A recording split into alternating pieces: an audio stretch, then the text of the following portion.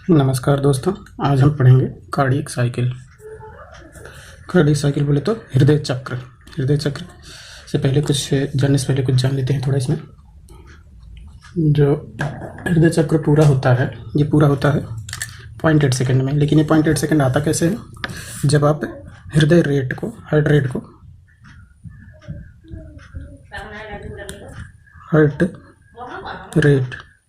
होता है 75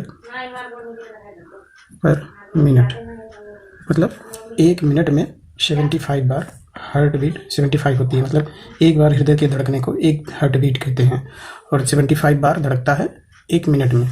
और इसी को जब 60 होता है सेकंड 1 मिनट में, तो 60 सेकंड को 75 से डिवाइड कर देंगे तो आ जाएगा आपके कार्डियक साइकिल का टाइम पीरियड, जो कि आएगा 0.8 सेकंड। इसमें दो चीज़ें हैं मेन रूप से समझना है पहले। एक होता है सिस्टोल और दूसरा होता है डायस्टोल। सिस्टोल जो होता है हृदय के संकुचन को कहते हैं, मतलब कॉन्ट्रैक्शन ऑफ हार्ट को सिस्टोल कहते हैं। मतलब एक बार हृदय ऐसे दब जाए, मतलब उसमें एक इम्पल्स जनरेट होता है और वो सिकुड़ जाता है, तो उससे हार्ट से बाहर ब्लड आ जाता है और इसी को कहते हैं सिस्टोल। तो देखते हैं, एक होता है सिस्टोल, जिसे ये दो प्रकार का होता है। जैसे एक सिस्टोल होता है एट्रिया का और होता है दूसरा वेंट्रिकल का। और एट्रियल सिस्टोल को कहते हैं, मतलब एट्रिया सिस्टोल करे तो एट्रियल सिस्टोल कहेंगे, उसको एस से लिख दे रहे हैं। और वेंट्रिकल सिस्टोल करेगा तो वेंटिकुलर सिस्टोल कहेंगे। और दूसरा है हमारा डायस्टोल। डायस्टोल टर्म होता है शिथिलन को कहते हैं डायस्टोल। जब हृदय जो है, हार्ट जो है, जब स्थिर होता है, इसे कहते हैं डायस्टोल, मतलब रिलैक्स मोड में जाता है।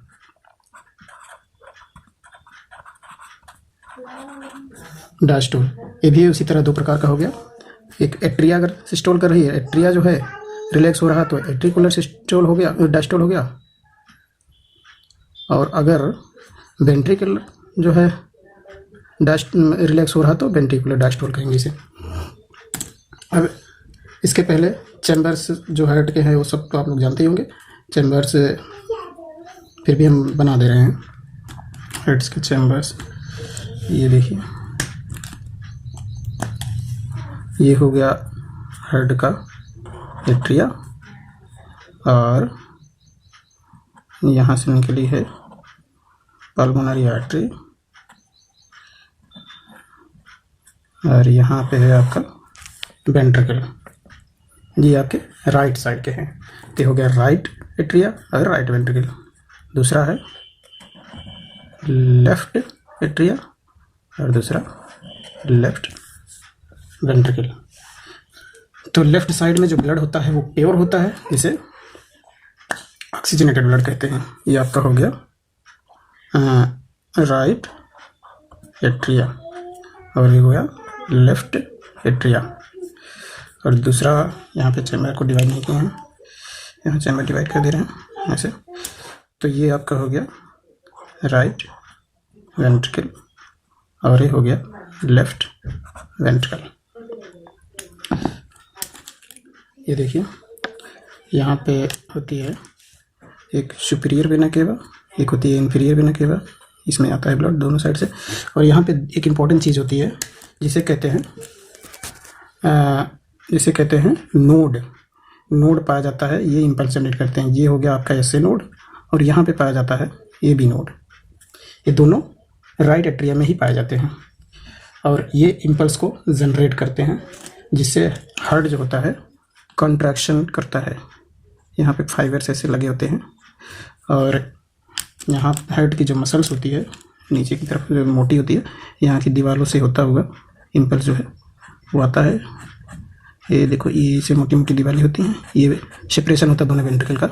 ये वेंट्रिकुलर सेप्टा होता है, इंटर वेंट्रिकुलर सेप्टा। और ये दीवारें यहाँ से मोटी होती हैं थोड़ा ऐसे। तो इन दीवारों में आता है आपका प्रोकिंजे फाइबर और वो आता है यहीं से, आपको दिखा रहे हैं। यहाँ से एट्रिया, राइट एट्रिया से इम्पल्स जनरेट होता है। राइट एट्रिया में एस ए नोड होता है, यहाँ से इम्पल्स जनरेट होता है। ये आपका हो गया साइनो एट्रिकुलर नोड। मतलब एसए नोड, एसए नोड। ज़्यादा बड़ा नहीं लिखेंगे, पूरा नहीं लिखेंगे क्योंकि स्पेलिंग के लिए जगह नहीं है यहाँ पे। और दूसरा हो गया, इसी को कहते हैं पेस मेकर। और ये हो गया एबी नोड, एट्रियोवेंट्रिकुलर नोड। ये दोनों आपके इम्पल्स को जनरेट करते हैं। हार्ट में यही एक ऐसा टिश्यू है जो कि सबसे अलग है पूरी मतलब बॉडी में। यही एक ऐसा मसल्स होता है जिसके लिए हार्ट जाना जाता है। ये इम्पल्स को जनरेट करता है। इम्पल्स मतलब करंट को। तो यहाँ से दो फाइबर्स निकलते हैं फाइबर, जिसको बंडल ऑफ हिज कहते हैं। दो बंडल निकलते हैं यहाँ से मोटे मोटे। अब यही बंडल्स आगे जाके इसमें डिवाइड हो जाते हैं, जैसे जड़ें डिवाइड होती हैं उसी तरह इसमें से फाइबर्स निकलते हैं। तो एक राइट साइड जाती है, एक लेफ्ट साइड जाती है। इसी में से फाइबर्स निकलते हैं, जैसे जड़ में निकलती हैं, ब्रांचेज होती हैं। इन ब्रांचेज को कहते हैं पुर्किंजे फाइबर। और ये आपका हो गया बंडल ऑफ हिज।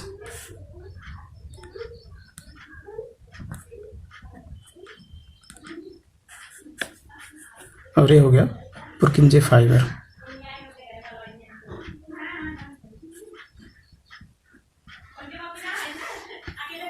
अब आप अगर इतना समझ गए हैं तो चीज़ें अच्छे से समझ में आएगी। तो जब यहाँ से इम्पल्स जनरेट होगा एसए नोड से, ये एसए नोड से यहाँ से इम्पल्स जनरेट होगा तो जाएगा एबी नोड के पास। तो जब इम्पल्स जनरेट होगा तो एट्रिया कंट्रैक्शन करेगा, मतलब सिस्टोल होगा एट्रिया का। दोनों एट्रिया एक साथ सिस्टोल करेंगे और दोनों वेंट्रिकल भी एक साथ सिस्टोल करेंगे। तो एट्रिया सिस्टोल किया तो एट्रिकुलर सिस्टोल कहेंगे, एट्रियल सिस्टोल कहेंगे। वेंट्रिकल सिस्टोल किया तो वेंट्रिकुलर सिस्टोल कहेंगे। दोनों सिस्टोल मतलब दोनों बारी बारी से पहले एट्रिया सिस्टोल करेगा, फिर वेंट्रिकल में आ रहा है इम्पल्स तो वेंट्रिकल सिस्टोल करेंगी। वैसे ये भी तो पहले एट्रिया सिस्टोल कर गया है तो डायस्टोल में जाएगा, रिलैक्स होगा तो एट्रियल डायस्टोल होगा। और एट्रियल डायस्टोल के बाद वेंट्रिकल कंट्रैक्शन कर चुका होगा, रिलैक्स, फिर वेंट्रिकल जो है रिलैक्स होने जाएगा तो वेंट्रिकुलर डायस्टोल होगा। तो अब इसका टाइम्स देख लेते हैं। टोटल जो होता है, टोटल ये वेंट्रिकुलर और वेंट्रिकुलर सिस्टोल का टाइम जो होता है 0.8 सेकंड का होता है, टोटल टाइम होता है। लेकिन इसमें जो है आपका, इसमें आप देख लो, जो एट्रियल सिस्टोल होता है ये होता है 0.1 सेकंड का। और वेंट्रिकुलर सिस्टोल जो होता है ये होता है 0.3 सेकंड का, ठीक। और डायस्टोल जो होता है, एट्रियल डायस्टोल होता है 0.7 सेकंड का। और वेंट्रिकुलर डायस्टोल जो होता है ये होता है 0.5 सेकंड का। सेकंड आप समझ लो, ठीक। आगे देखते हैं, आप समझते हैं इसकी साइकिल को। समझने की बात है कि यहाँ पे जो 0.7 second, 0.5 second, 0.1 second, 0.3 second, total 0.80 second है। तो ये आपको कंफ्यूज कर रहे होंगे, तो इसको आप समझो पहले। तो जब एट्रिया सिस्टोल किया तो दोनों एट्रिया सिस्टोल किया एक साथ में, तो जो है इसका ब्लड वेंट्रिकल्स में गया। यहाँ पे पाया जाता है ट्राइकस्पिड वाल्व। तो ट्राइकस्पिड वाल्व और बाइकस्पिड वाल्व दोनों एक साथ खुल जाएंगे, और दोनों खुलेंगे तो ब्लड जाएगा दोनों वेंट्रिकल्स में। अब वेंट्रिकल फिल हो जाएंगे। उसके बाद जब एट्रियल कॉन्ट्रैक्शन हो चुका है तो उसके बाद वेंट्रिकल कॉन्ट्रैक्ट करेंगे तो ये दोनों वाल्व क्लोज हो जाएंगे। ये होता है ट्राइकस्पिड वाल्व, ये होता है बाइकस्पिड। बाइकस्पिड का दूसरा नाम होता है मिडल वाल्व, ये भी आप जान लें। तो यहाँ से ये दोनों वाल्व क्लोज हो जाएंगे जब एट्रियल सिस्टोल पूरा हो जाएगा। तो यहाँ से निकलता है एओर्टा की ओपनिंग होती है, ये आपकी हो गई पल्मोनरी आर्टरी, और यहीं से एओर्टा निकलता है, ऊपर साइड में आता है और नीचे साइड भी आता है, ठीक। तो ये एओर्टा में ब्लड जाता है लेफ्ट वेंट्रिकल से, और राइट वेंट्रिकल से ब्लड जाता है पल्मोनरी आर्टरी में। पल्मोनरी आर्टरी में आपको पिछले वीडियो में बता चुके हैं कि पल्मोनरी आर्टरी में इम्प्योर ब्लड होता है जो बॉडी से आता है, तो वो जाता है पल्मोन में। पल्मोन बोले तो लंग्स में जाता है, लंग में ऑक्सीजनेटेड होकर फिर यहाँ पे आता है। अब जब वेंट्रिकल कॉन्ट्रैक्ट करेगा तो ये दोनों वाल्व क्लोज हो जाएंगे, दोनों बाइकस्पिड और ट्राइकस्पिड वाल्व क्लोज हो जाएंगे, और ब्लड जो है पंप होना शुरू हो जाएगा ये दोनों मतलब मेजर में, जैसे पल्मोनरी आर्टरी और ये एओर्टा में। अब इसके बाद वेंट्रिकल कॉन्ट्रैक्ट किया तो ये दोनों वाल्व क्लोज हो जाएंगे। अब इसमें वाल्व पाया जाता है सेमी लिम्नार वाल्व, दोनों मतलब पल्मोनरी आर्टरी और एओर्टा में की ओपनिंग पे पाया जाता है सेमी लिम्नार वाल्व, मतलब अर्धचंद्र का कार देते हैं। 3 वाल्व पाए जाते हैं, एक में 3 वाल्व पाए जाते हैं। तो इसमें से ब्लड जाता है पल्मोनरी आर्टरी और बॉडी में जाती है। बॉडी में जो जाएगा ब्लड वो प्योर ब्लड जाएगा, वो जा रहा है लेफ्ट वेंट्रिकल से। सबसे मोटी वाल्व जो होती है लेफ्ट वेंट्रिकल की होती है, क्योंकि इसे पूरे होल बॉडी में ब्लड को पंप करना है। और यहाँ पे उतनी मोटी काफ़ी दीवारें नहीं होती, क्योंकि इनको थोड़े थोड़े दूर पे ब्लड को पंप करना होता है। और यहाँ से पल्मोनरी आर्टरी से जाएगा आपका ब्लड लंग्स में, जो कि इम्प्योर होगा, बोले तो डीऑक्सीजनेटेड होगा, और जो इसमें जाएगा ब्लड वो ऑक्सीजनेटेड होगा। तो आप देखो, जब एट्रिया कॉन्टैक्ट कर गया वो हो गया 0.1 सेकेंड का। 0.1 सेकेंड के बाद आपका जो है ये एट्रिया दोनों डायस्टोल में चले गए। कितने समय के लिए? 0.7 सेकेंड के लिए। आप देखते रहो, पॉइंट के बाद का सेकंड, एक सेकंड मान लेना इसे। तो ये डायस्टोल में चला गया, मतलब रिलैक्स हो रहा है, हार्ट रिलैक्स हो रहा है। कौन सा पार्ट हार्ट का? एट्रिया रिलैक्स हो रहा है कंट्रैक्शन के बाद। 0.1 सेकंड का कंट्रैक्शन हुआ, उसके बाद ये रिलैक्स हो रहा। फिर उसके बाद तो ये चल रहा है, रिलैक्सेशन चल रहा। तो उसके 1.1 सेकंड के बाद आपका होगा कंट्रैक्शन राइट वेंट्रिकल, मतलब दोनों वेंट्रिकल का। अब वेंट्रिकल का कंट्रैक्शन हो गया 0.3 सेकंड का, ये हो गया वेंट्रिकुलर सिस्टोल, और ये था एट्रियल सिस्टोल। एट्रियल सिस्टोल पूरा हो गया ये, और ये डायस्टोल में चला गया, एट्रियल डायस्टोल हो रहा, मतलब हार्ट का एट्रिया पार्ट रिलैक्स हो रहा है। अब ये जो है, अब जब ये एट्रिया कंट्रैक्शन हो गया, ये इसके बाद ये शुरू हुआ, तो वेंट्रिकुलर इसके बाद कंट्रैक्शन हुआ, तो इसमें से आपको 0.3 सेकंड इसमें से घटा देंगे, तो आ जाएगा आपका यहाँ पे। पहले देखिए 0.5 सेकंड का आपका ये हो रहा है वेंट्रिकुलर डायस्टोल, वेंट्रिकुलर डायस्टोल हो रहा। तो आप इसमें देखेंगे कि मिल रहा है, इसमें से 0.3 सेकंड जब घटाएंगे तो उसके बाद से दोनों डायस्टोल जो है, दोनों एट्रिया और वेंट्रिकल साथ में रिलैक्स हो रहे हैं।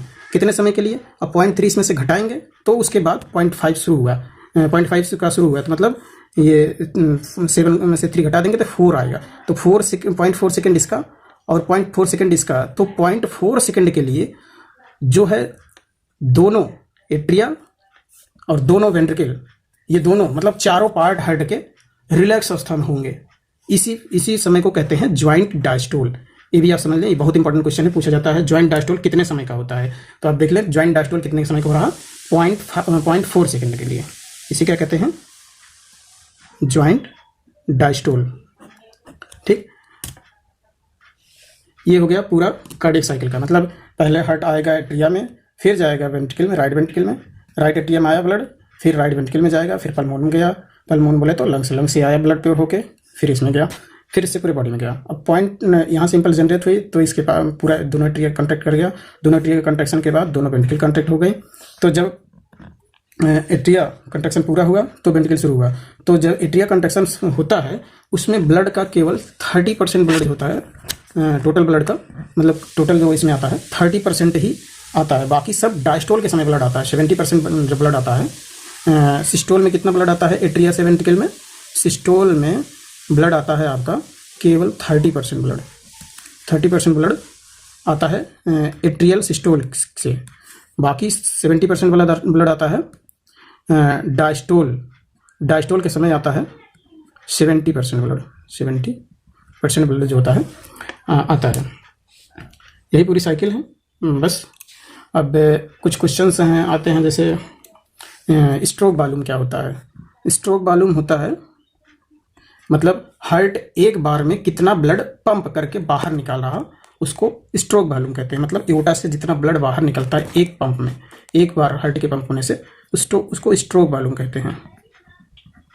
स्ट्रोक वॉल्यूम में ब्लड जो आता है वेंट्रिकल से, लेफ्ट वेंट्रिकल से, एओर्टा से पूरे बॉडी में जितना ब्लड जाता है उसको कहते हैं स्ट्रोक वॉल्यूम। वो होता है 70 ml का, मतलब 70 ml होता है। एक जो है स्ट्रोक वॉल्यूम, एक बार हार्ट बीट होती है तो 70 ml ब्लड जो होता है बाहर आता है हार्ट से। और हार्ट रेट हम पहले ही बता चुके हैं 75 होता है। और स्ट्रोक वॉल्यूम ये हो गया। और कार्डियक आउटपुट निकालने के लिए एक चीज़ होता है कार्डियक आउटपुट, मतलब 1 मिनट में कितना ब्लड हार्ट से बाहर आ रहा है। तो कार्डियक आउटपुट निकालने के लिए